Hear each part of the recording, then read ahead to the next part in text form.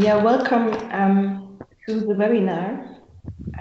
I hope that you can hear me loud and clearly, and I think by now all people who are interested have found their way to the Skype for Business session. My name is Dorina Derwans. I'm the speaker of the working group Upscaling within the SOLAS community, and I'm working also for the water program in South Sudan, and I will be your moderator today. Yeah, thank you all for joining us. I think 19 participants are quite a huge number, more than we actually expected. We invited to this webinar today because we thought it's time to get a little bit an overview and an internal discussion on the different terms and approaches that are right there out in the field of access to water supply and sanitation. In particular with the SDGs, a new term came in here, and we thought it's time to get a little bit of clarity, but what are the terms, what is how do they affect our monitoring in particular and our work with the national level in the countries and in our projects. We planned for today 2 inputs from our colleagues Nina Odenwälder, who works for the sector program here in Germany in Bonn, and she will provide an input on access to water and sanitation, human race-based approach, leave no one behind, SDG and JMP, what is all about that. We will then have a short slot for question and answers before we continue with Dirk Schaefer, who is the program manager of the Kenya Water Program, and who will have a presentation on SDG monitoring, comparison of JMPs with Kenya's reporting. After that, we will have a longer slot for discussions and also, of course, for questions. Before we start, maybe a kind reminder for do's and don'ts of online communication. We would like to ask everybody who is not talking at the moment and who is not giving that presentation to switch off the mic and also maybe the camera, because for some colleagues abroad in the project countries, it might be it might slow down the connection and will probably be also a little bit of disturbing. But if you want to say something, just indicate it in the chat. I will note it down and redirect when when it's your turn. And also, as we are quite a number of participants, I would like to ask you to keep your input as short as possible. Don't get angry with me or with my colleagues Nina and Dirk in case we interrupt you when you're talking too much. Having said that, I hope there's nothing more to communicate, I will hand over to Nina, who will start with her input. Yes, thank you, Dorina. Yeah, I will do the first part of the presentation on the background issues, the international abbreviations, which are, here and there, like human rights-based approach and leave no one behind and SDG, and how to make sense of it all now under the Agenda 2030 when we talk about access to water and sanitation. So my first slide is in fact on leave no one behind. The question is, what really is in the Agenda 2030 itself? There is a commitment in the Agenda 2030 that's for all sectors to focus on the poorest, most vulnerable, and those furthest behind. The first commitment is to focus on these people, but also to get disaggregated data on these people. The furthest behind, what are they? These terms stems from three different theoretical backgrounds, let's put it that way. The first bubble here is the leave no one behind human rights language. The second one is the poverty term, and the third one is the inequality term. And so the concept is a bit fuzzy and a bit ambiguous, but it definitely talks about poverty and the poorest of the poor. It definitely talks about inequality, which is not the inequality within countries, be it vertical from rich to poor, but also horizontal inequality. For example, when we talk about discriminated against minorities from different ethnicities, which are not necessarily poorer, the one or the other, and the question of inclusion, for example, of people with disabilities. And the furthest behind are probably in the center of all of these three bubbles, where there's poor and marginalized people from areas which are also rather where the people from the margins of society lives, like rural areas or informal settlements. So to name an example, probably the poor woman with disabilities from a discriminated against minority in an informal settlement would probably be the example for the leave no one behind issue. What does the 2030 agenda itself say on water, the politically negotiated text in New York? It says, of course, you know all the SDG 6 on water, and there's the first target is on drinking water. And the target reads, by 2030, to achieve universal and equitable access to safe and affordable drinking water to all. But the text also mentions the human rights, they're still in a singular, the human rights to safe drinking water and sanitation. So the agenda itself reconfirms the commitment on this. Now, JMP, the Joint Monitoring Program of the World Health Organization and the United Nations Children's Fund, has the mandate, in fact, to monitor this target. The indicator to monitor this target is named Safely Services, to have access to safe services. And this indicator stems from a statistical group within the UN who agreed on this indicator. So it's not the JMP invention, but, well, the JMP has the mandate to monitor this indicator. And the second service level, which JMP says it has a mandate to monitor, is a basic service level where they say, okay, this comes from SDG 1 on poverty, because SDG 1 on poverty says everybody should also have access to basic services. And they now equate this with a basic service level they have defined. So there has been a great change in the method of monitoring, which GIZ and BMZ and a UN Circle of Advisors lobbied for some 6 or 8 years, because the monitoring method before didn't really account for drinking water. And you can see that from the changes in figures, which I didn't put here. The MDG figures said about 0.7 billion people would not have access to water. And now the figure tripled to be 2.1 billion people without access to water. So one can see from that how big a change in the assessment must have taken place. Now, what is monitored is the accessibility of a source. So now the prerogative is that the source has to be on premises. It has to be an improved drinking water source on premises for safely managed services. The availability is also accounted for, so there shouldn't be interruptions, too many interruptions in services. It's not about drinking water volumes, because you just can't measure that, but the interruption which has taken place, be the data from household surveys or from service provider data sources.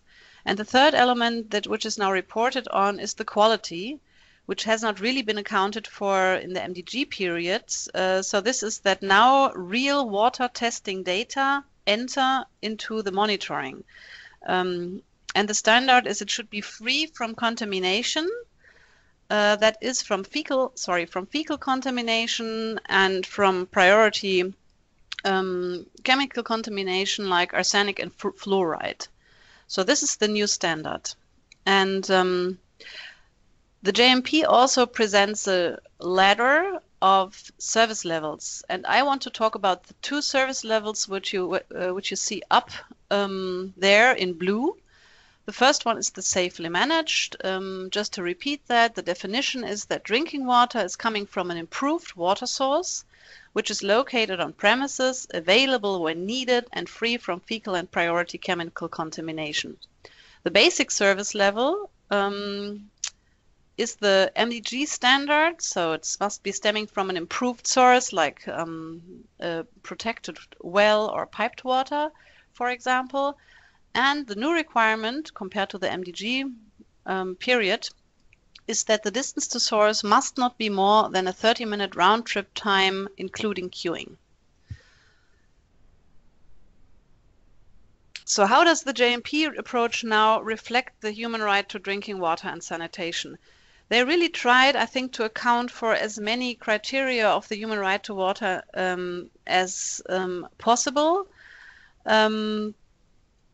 under the given data source availability. So the first one accounted for in safely managed drinking water access is accessibility, quality, and availability. Acceptability has not been accounted for, would mean for drinking water, for example, that the technology is acceptable to the population, or maybe that also a bad smell or odor inhibits acceptability to the population. Affordability was also something where they said that we can't measure that globally. There's no chance we achieve that. And for basic service level, what is measured is the accessibility of the source via the round trip time. Yeah, that is basically it. And the availability is somehow also linked to the 30-minute round trip time, but that is much weaker. So now, what is the BMZ position to all of this? They say the human rights approach is mandatory. And the human rights approach, as we all know, doesn't have really fixed standards. It doesn't say the human right is fulfilled if the distance to source is less than 30-minute round trip times or so. But what it says that the human rights must be realized progressively, and national standards should be set to progressively realize the standard of drinking water and sanitation. And of course, we also saw that the human rights is reaffirmed in the Agenda 2030. At the same time, now we have the SDG monitoring standards, which are fixed standards, and they are valid for every country in the world. And the BMZ strategy welcomes the SDG monitoring standards, which are much stricter. But of course, when you have limited funds and capacities, there can be a conflict of aims between the national standards and the SDG standards. For example, if the SDG standards require that everybody has a source on plot in an informal settlement, that would say maybe that BMZ does not support anything like kiosks anymore. But this is not true, and it wouldn't be sensible to sort of have a lot of investment for a few people who then can afford drinking water sources in the household. But of course, it should be the human rights, which is the binding orientation, also legally the binding orientation, because the SDG is just a monitoring standard. So the BMZ water strategies say our priority is to supply drinking water and sanitation to the poor and marginalized, to those who are most behind, and that the geographical focus is on peri-urban zones, informal settlements, but also we're active in rural services. That's what they say. And a divergence from the SDG standard is possible, as I said before, but it should be a plausible interim step, which you can also argue for kiosks, for example, but also for other service provision approaches when they contribute to other SDGs, like to the SDG on health, which, by the way, also includes water-related diseases, to minimize water-related diseases. And the last element, which is in the BMZ's position in the New Water Strategy, is that, of course, for urban areas, piped services is the aspired service level, and I don't think anyone here would question that in this webinar. So what are the takeaway messages I want to give you? The SDG target, not the indicator, so the SDG target and not the measurement approach is politically binding, and the human rights to water and sanitation are legally binding.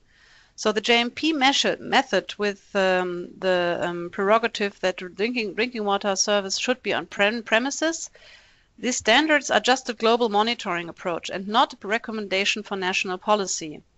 So any move now to say all the national service access definitions or regulations now need to align with the SDG monitoring approach is, from my point of view, simply false. The human right to drinking water and sanitation requires nationally appropriate service levels. It needs to be progressively realized, and it has no fixed benchmarks, unlike the global monitoring approach. So thus, implementation approaches which diverge from the SDG indicators for safely managed services are fully legitimate and in line with the BMZ strategy. So the last slide I have here are questions to participants, where I'm not sure whether we should present them now. We would like feedback on this, I think, but maybe at the end of Dirk's presentation, this is what we agreed on. I present them briefly, and we would really like to have feedbacks by all participants on these issues via the discussion, or you can also use the chat function for this.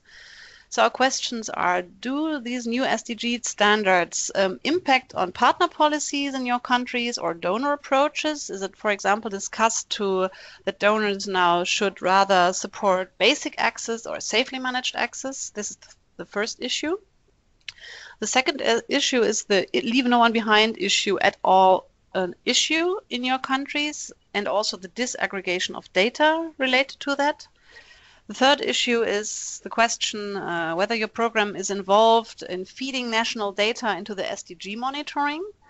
And the fourth one is, do you observe that international organizations like UNICEF, WHO, or SWA, the Sanitation and Water for All, give recommendations related to the national partners of whether they should focus more on basic access or safely managed service level. So this would be what is of interest to us. Thank you very much, and I'm happy to answer questions. Yeah, thank you, Nina. Yeah, everybody is invited. If in case there are questions to the presentation by Nina, and only questions now. As Nina said, the discussion points we will keep for later.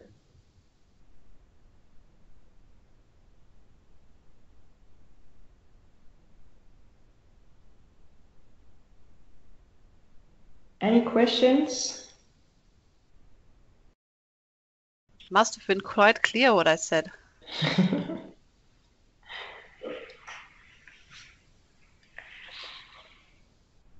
Yeah, now there are some people using the chat, so let's see.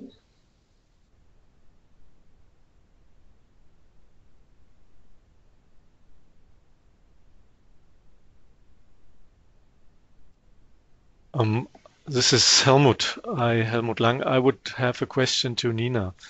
Nina, you mentioned that the Leave No One Behind also includes rural water provision and sanitation, but the BMZ hardly commissions rural water supply and sanitation programs. Would it be correct to understand that those fields are left for like NGOs and programs under the multilateral funding through BMZ, like UN organizations, UNICEF, and so on? I'm personally, I'm not so sure that we really don't do anything in rural drinking water. If I understand correctly, for example, in Mali, it's a whole program on access to drinking water in rural settings only. I don't know whether they do only, well, in this context, they do supply then also through pipe networks or through the rural centers. So they're in fact small towns. But I think there is more rural water supply than we may sometimes believe. Also, what we observe is then that in the ZEVO, things take place for wash in rural areas, and it's been quite a lot. And we're interested to look deeper into this issue of what takes place and how much from our program right now. But I also think, for example, in Benin there has been a component on drinking water provision in rural areas. I don't think that it's not like there's nothing there. That's my impression. Okay, thank you for that. Okay, we got some questions in the chat by Daniel and Michael. Maybe the first question from Mike Köberlein. Is there a differentiation between target 6.1 access to drinking water and 6.2 access to sanitation with regard to monitoring, indicators, criteria, etc.? Yeah, absolutely. We just decided to today focus on drinking water only because we thought it's a bit too complicated to do both at the same time.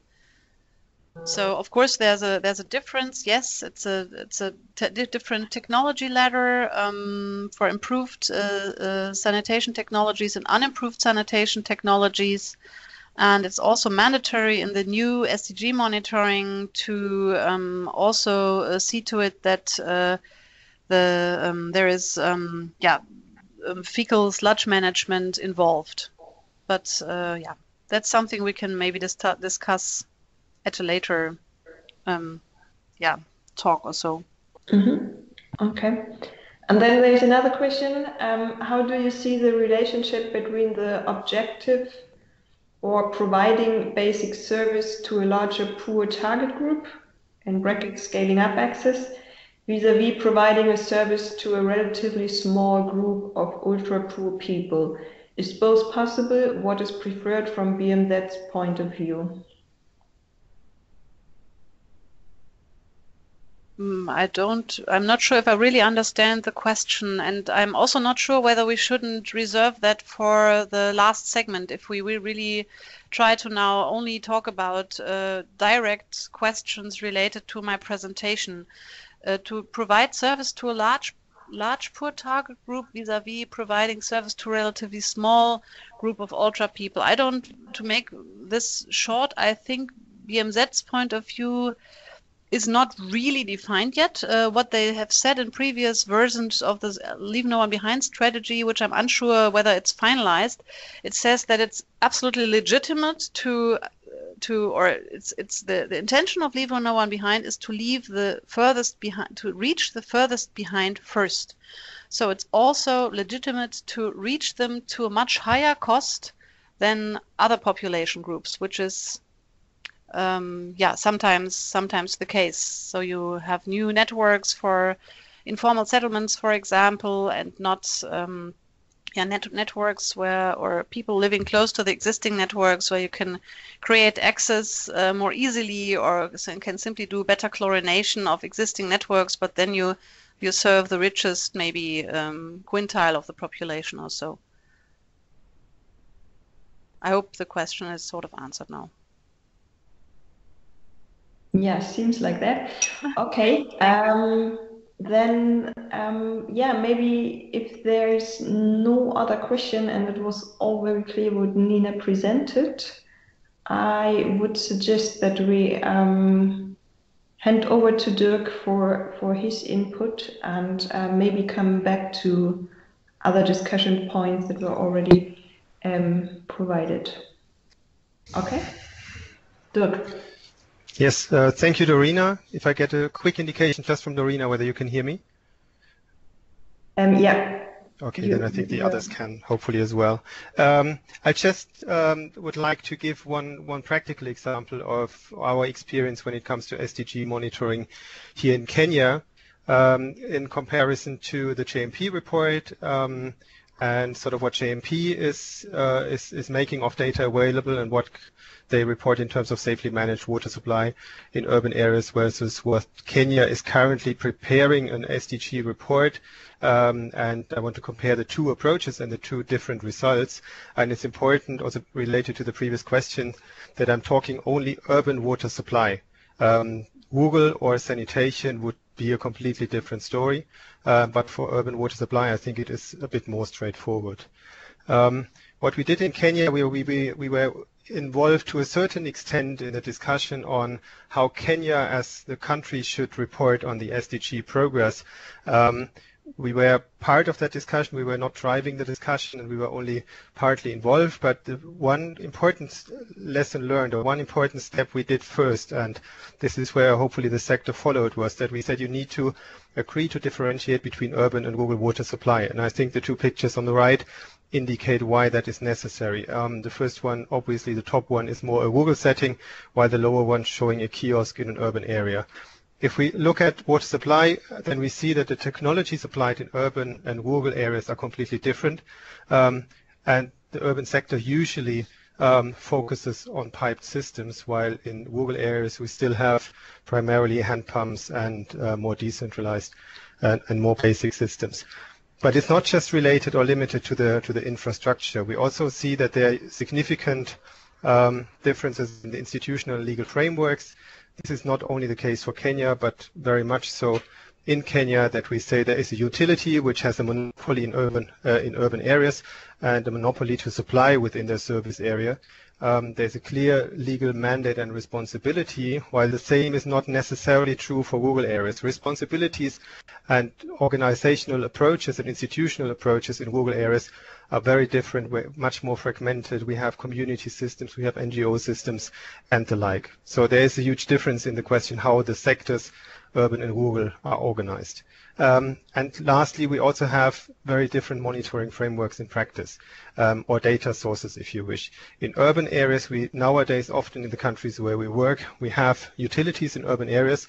We might have a regulator which collects the data, but it's usually the water utility that is the main data source when it comes to the question of progress or the current status in urban water supply. And the same here is also not the case for rural. For rural, I don't know any country where I worked in where we could say that we have a similar situation when it comes to accuracy and reliability of data on rural water supply. So also the monitoring frameworks which we have in place are usually entirely different.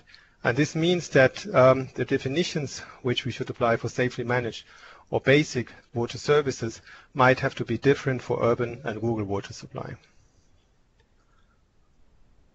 The second step we did was defining exactly these differences and to compare the JMP approach with what we think should be the approach or the standards applied in Kenya for safely managed or basic water services. The JMP definition, and Nina already elaborated on it, when it comes to safely managed, JMP continues to apply the same basically old approach, looking at type of source that people are using, the approach that was already used and from our side heavily criticized under the MDG regime, where they say all types of improved sources are basically acceptable. That means even in an urban area, it can be piped water. The source can also be a private borehole. It can be protected spring. It can be rainwater, and under certain conditions nowadays also bottled water. It's only considered safely managed under the JMP monitoring if this improved source is located on premises, available when needed, and free of fecal and priority contamination.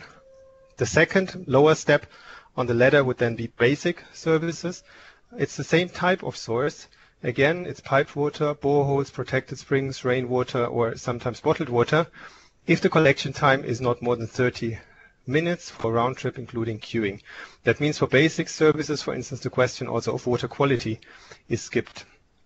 We said for the Kenyan setting, we would not want to apply the same technologies because Kenya in urban areas has decided that services meeting the human rights standards can only be the regulated services provided by a responsible utility. So the only type of technology that is being counted under safely managed water supply in urban areas can be house connections or yard taps, if we say that according to the safely managed principle it has to be on the premises.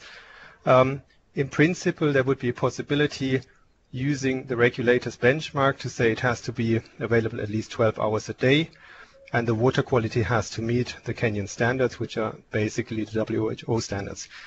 So for safely managed, it would have to be house connection or yard tap, but a private borehole, of which, for instance, we know that in Nairobi alone there might be more than 4,000, or rainwater harvesting are not considered to be acceptable standards of service provision in Kenya. The basic water services definition would then be reduced to water kiosks because this connection is not on premises, but it is still a regulated water supply by utility. And also here we would say that a water kiosk provides access in the understanding of basic services under the SDGs, if it's a kiosk of a utility, of a regulated utility, and potentially if the water quality meets the standards. So this is what Kenya has now in the draft SDG report, which they prepared, adopted as their own definitions, which is quite different from the JMP definition.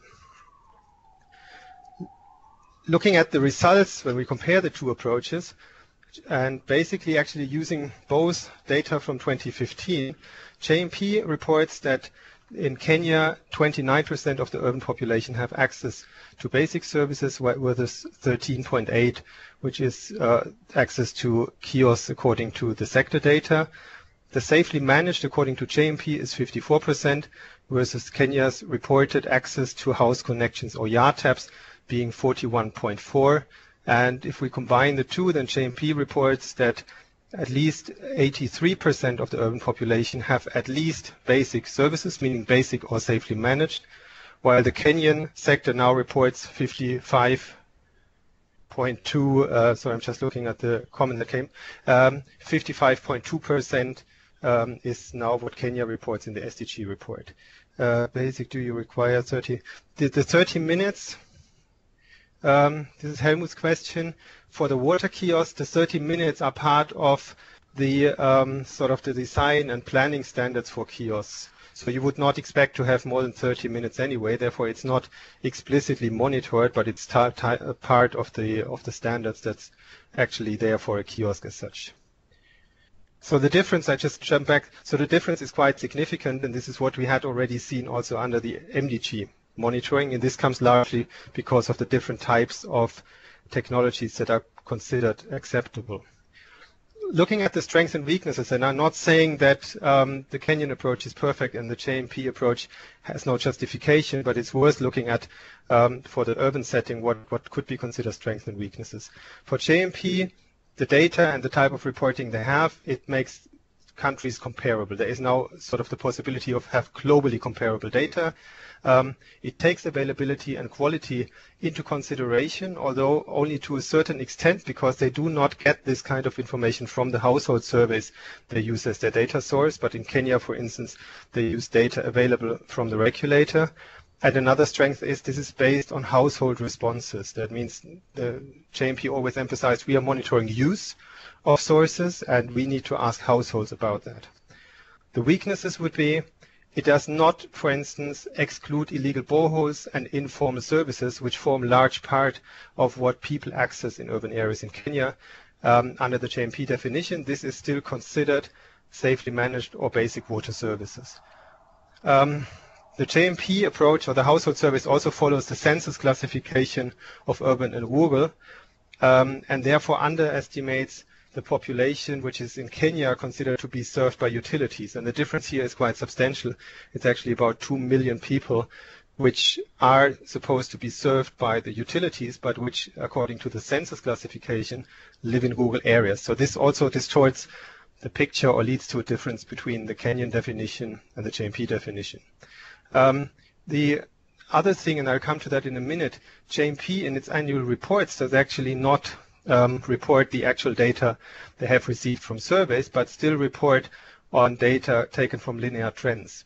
And another point is, because of all the classifications or technologies they accept, they would not show progress if, for instance, a household used to use a protected well on the premises and now has a utility connection. This would actually not change anything in the MDG reporting or in the SDG reporting, because both would be considered safely managed, while I think in actual fact and in practice, it's much better level of service if you have a utility connection than depending on a well. And lastly, it's based on household responses. While this is positive to some extent, it also has negative consequences, because there are certain questions most of the households can in actual fact not respond to. So it has its strong and weak points to rely on household surveys. For the Kenyan definition, the strength, I think, can be considered that it takes into account the entire population that is supposed to be served with urban water supply approach. It applies the sector logic of formal or regulated services. Informal services are by definition not considered to be in line with the SDGs. The Kenyan definition and reporting uses now the regulators' data. This means they use sector data and thereby strengthen the ownership. And it allows for better monitoring of sector progress. As I said earlier, there are types of services existing at the moment which under the SDG monitoring would not show any difference if we change to utility service, while the Kenyan definition is purely based on where the investment actually goes in urban areas, and this means into the extension of urban services or utility services. Weaknesses are, and they are also quite substantial, the calculation for Kenya is based on infrastructure times an average number of beneficiaries. This means a certain average number per house connection, an average number per yard tap, and an average number per kiosk. And those assumptions have never really been assessed in detail or verified in detail, and that is certainly a weakness of the approach. And while we do have an idea from the regulator side on what, and they actually report it in the SDG report, it was not yet used as part of the calculations for safely managed or basic water services. But the data in principle is available.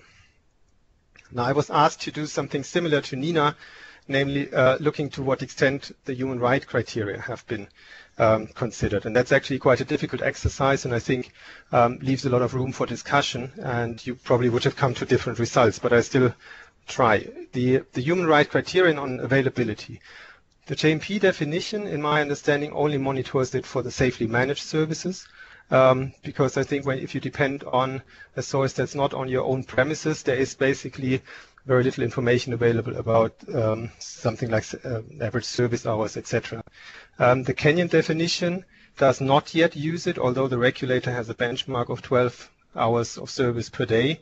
But if you would really want to be honest about it, you would have to monitor the different zones of a utility service area, and that's something that in practice is actually not being done.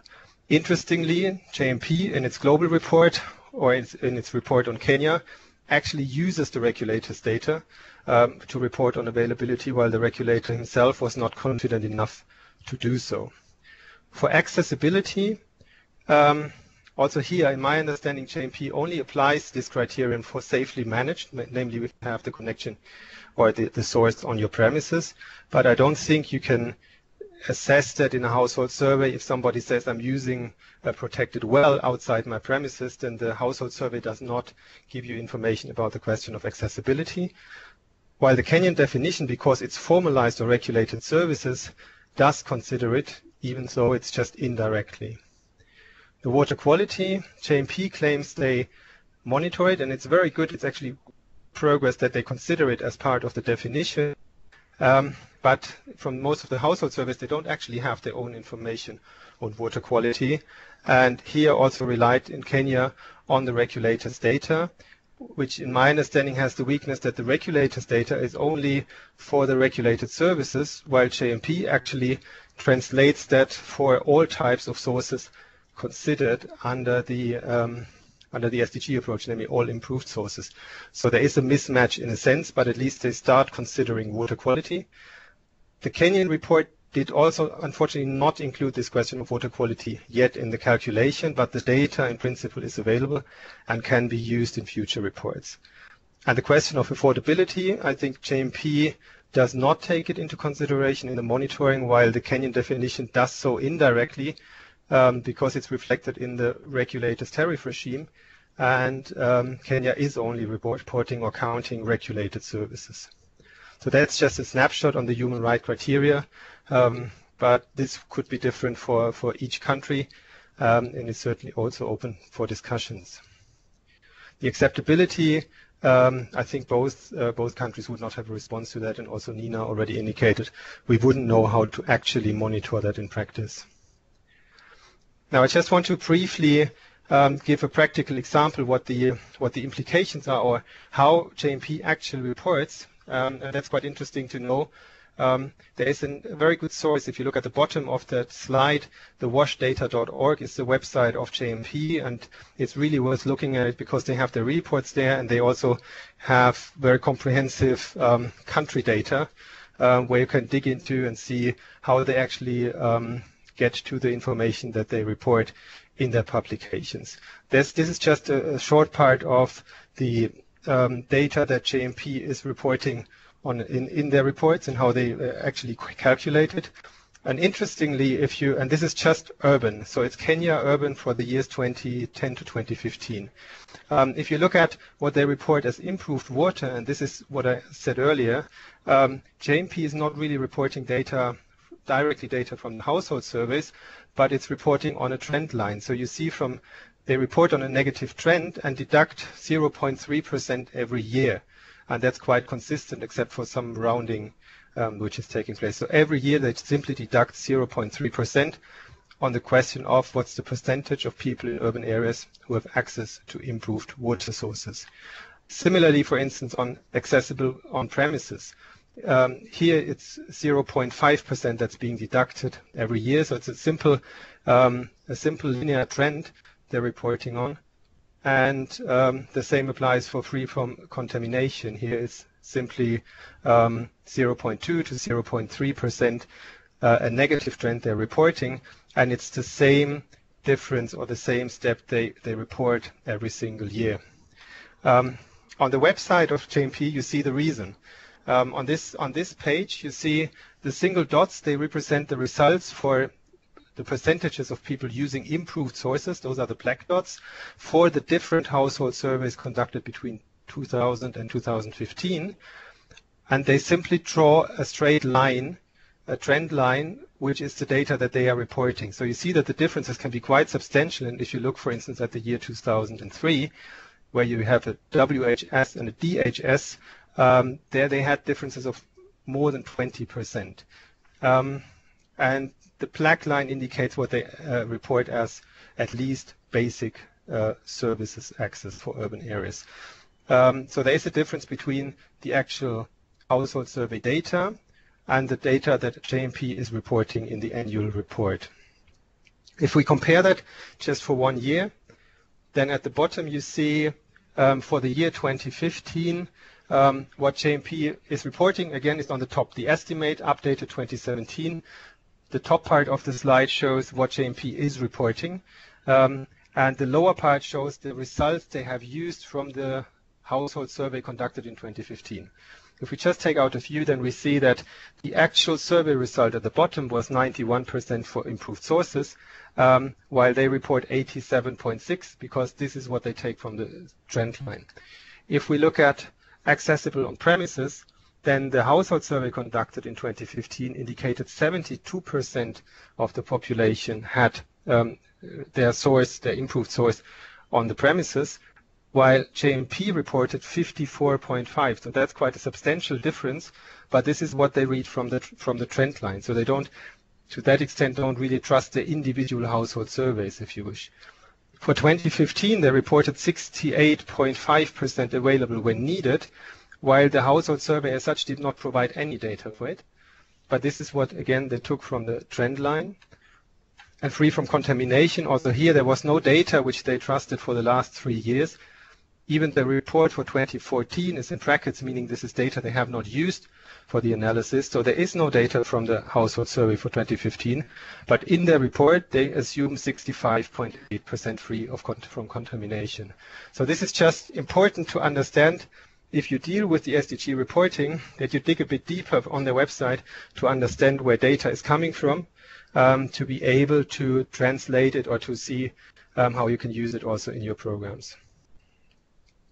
And just as the final slide, to show what the implications can be if you have a national approach versus the JMP approach. The JMP approach indicates, when it comes to the percentage in urban areas, the percentage of the population that has at least basic services, meaning basic or safely managed services. According to JMP, this is dropping slowly but constantly between 2010 to 2015 for Kenya. This is the green line on top, so it dropped from 85.1 to 83.5%, while WASREP, the regulator, in the Kenyan approach, reports a slight increase, namely from 48 to 52, 53, and today to 55. Given the inaccuracies in the approaches, these 2% increase over the last year, for instance, they don't have to be accurate. So we could also assume that Kenya is stable, or it might as well have a slightly decreasing trend. But the political messages of the regulator reporting a slightly positive trend versus the global monitoring reporting a slightly negative trend, they can be quite severe. And that's just something which is extremely important to understand if you're confronted with sort of one thing, the JMP approach, while you're working on a monitoring with sector data at the same time. Thank you very much, and I'm open for questions.